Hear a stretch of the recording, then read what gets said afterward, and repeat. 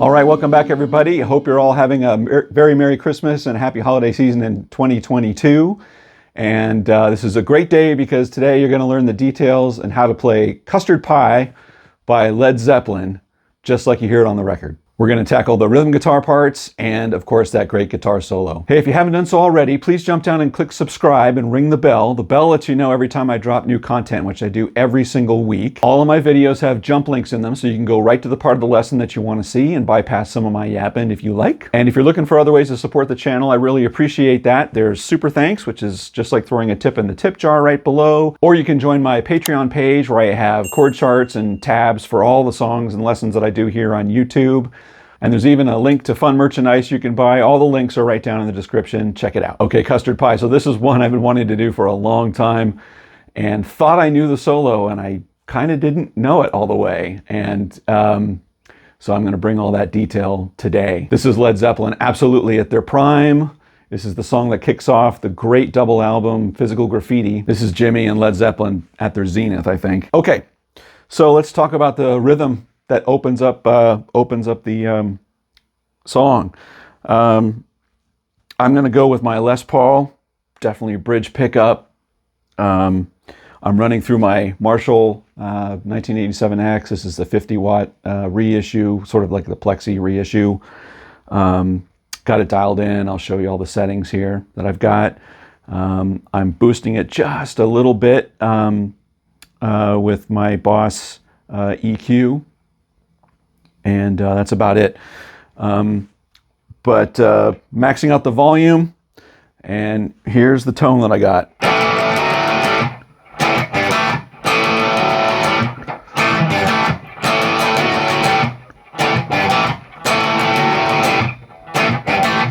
So that's the opening riff, right? So it's very much built off of the classic sort of rock and roll, right? But I play it with a down-up alternating strum, but I'm only going on the A string and the D string, muting all the rest. Except for that part where you hit the G. So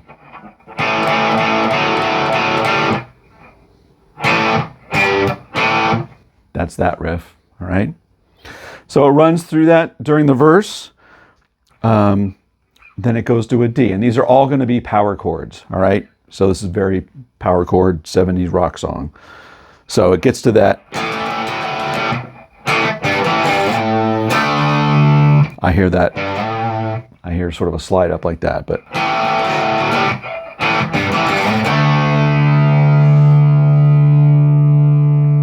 all right. I choose to do my power chords with the pinky and my index finger, but you can do it with your ring finger, but this is how I'm doing it. It's easiest for me. Up to the D, and then your chromatic down to C. And then C chromatic down to B flat. Back to your riff. So one more time.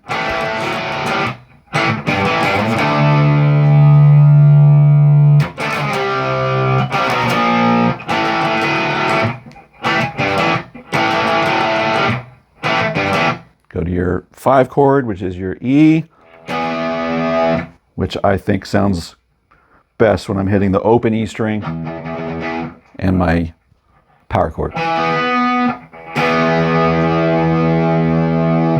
And the next chord is great. This is one I didn't really have right. It sort of sounds like it's a G7, but it's not. It's actually, if you were to just bar straight across on the 10th fret, but you don't go all the way. You don't hit all the strings. I don't hear all those. So the way I do it is I come to my E, and I jump my ring finger in this case, and really what I'm hitting is the 5, 4th, and 3rd string. I'm not really hitting the B string or the high E, and definitely not the low string. So,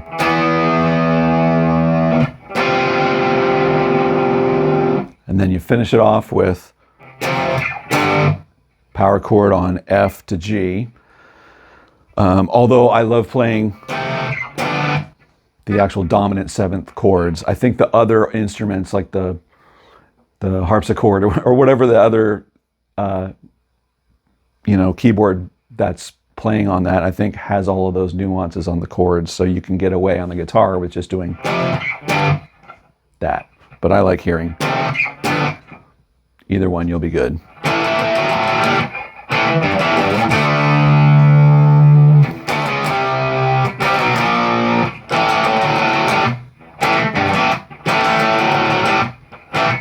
E, G, or a G based, whatever that is.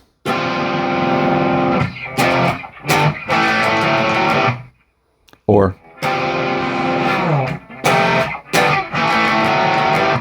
however you choose to do those F and G, but great turnaround. And that's all the parts for all of the verse sections and chorus sections. Those just repeat. So let's jump to the solo now. And the solo is going to be taking advantage of a wah-wah pedal. So that is a must if you want to sound like the record on this song. I have a Dunlop Crybaby that I'll have a link to in the description if you want to check that out. Wah-wahs are very different. They all have sort of their own unique characteristics in the sound sweep that it does. And I have no idea which one, Jimmy used. A lot of guys used Vox back in the day. Anyway, the thing that I discovered when I was re-listening to this is he uses the wah-wah during the entire solo. And I didn't think he did. I think he was clicking it on in the beginning and clicking it off and then clicking it back on during parts.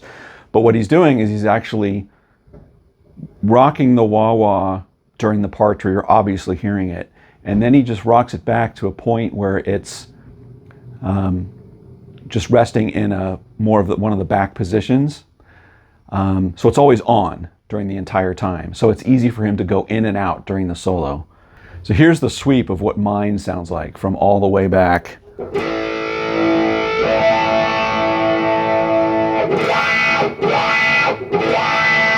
Okay, so he opens the solo and he's relying more on sort of being more back on the wah to my ear.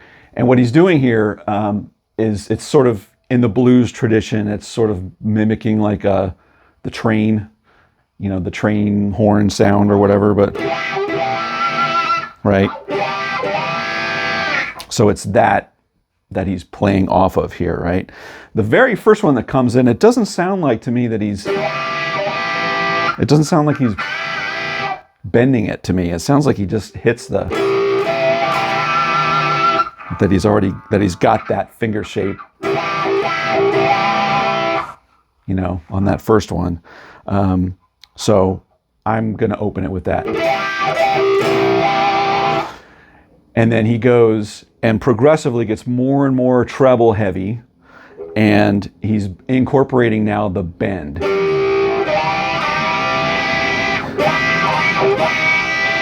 And you're really only hearing the G string and the B string part of that bend, right? He's not catching that.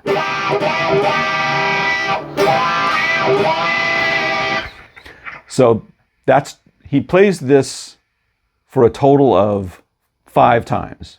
He does the train motif, right? The first time it's sort of just, then he gets to the bend. And then he builds on that. Right, he does that little, while holding this note down.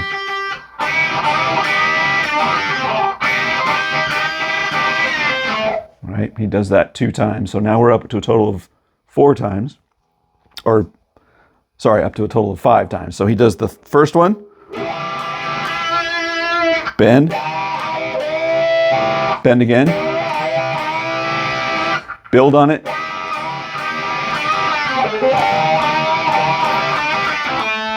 Now he rocks the wah back to whatever the place that works for his wah. And some guys like it sort of in the middle. Mine doesn't sound good for this song where it's anywhere in the middle. It's got that sort of Brian May Queen, or whatever you want to call that. So I'm rocking it all the way back. So the sixth time he does this little riff, right? Back to your sort of pentatonic minor blues riff. So, you know, he's doing,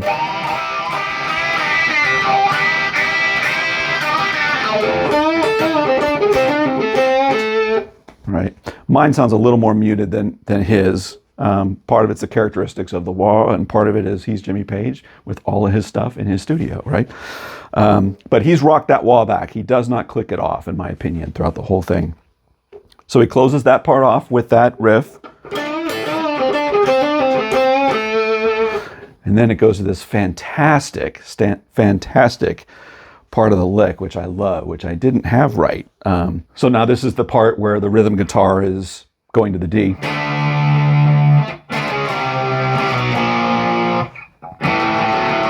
Okay, so what he's playing over that D is this great descending line across one or two strings. Now there's two ways to play this great part in D. I'm going to show you both, but here's version number one. It's primarily on the G and the D strings here. So we're going to start off in a D major, and he pulls it down in sort of a minor, D minor scale. But here we go.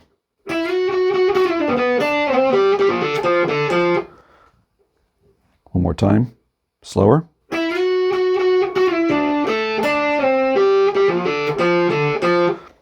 So that's version one to play it. The other way you can play it is on the B and the G string.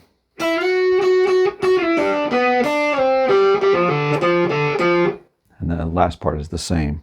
But God, such a great run. Or fantastic. Now he brings the wah back in. And this is where, if you were clicking it on and off, it's just too much. It's too difficult, right? So he just needs to rock it forward, and then so he's going to go chromatically down. This is where the chords are, the rhythm guitar is going. You're playing, which is just awesome, right? And then he rocks it back again, and he's just going to play this great little minor A pentatonic blues run where it's a little bit of a climb and then a little bit of a descend. It goes like this. Just love that. There's sort of a ghost note in there. I think you might get that. So.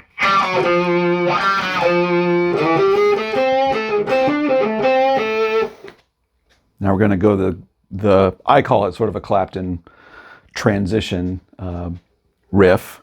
We're still in A now, right? So you're going to slide up to, right? That's the sort of catching on the minor.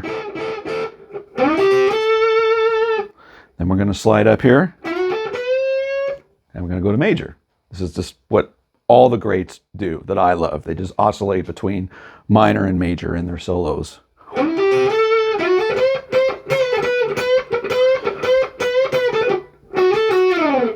All right, so that little part.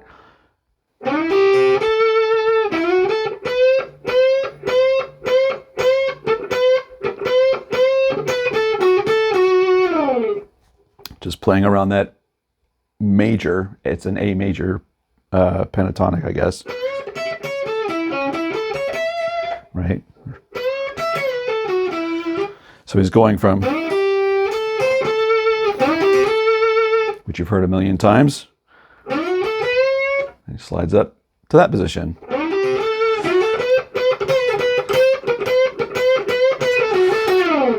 Right. And now we're at the part of where the rhythm guitars are going. So what he's playing over that little part is sliding in.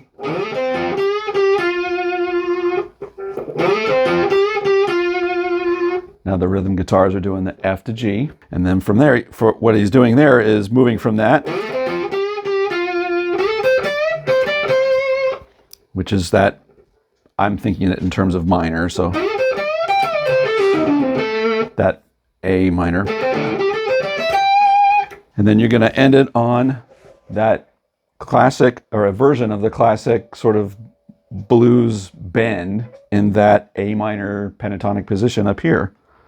But we're going to bring the wah back in again.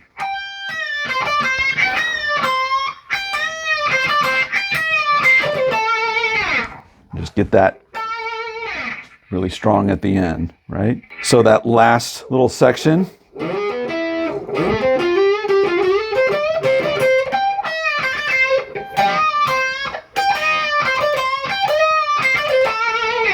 so let's run that whole thing together, see what that sounds like.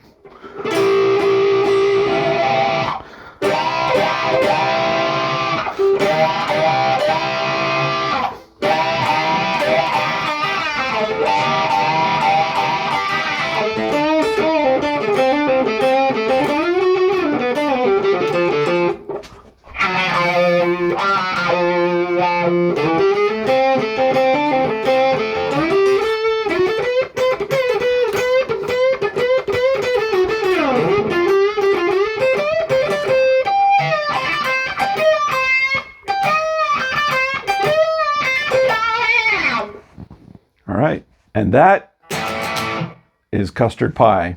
Such greatness. Did you like what you saw? Did you learn something new? I hope you did.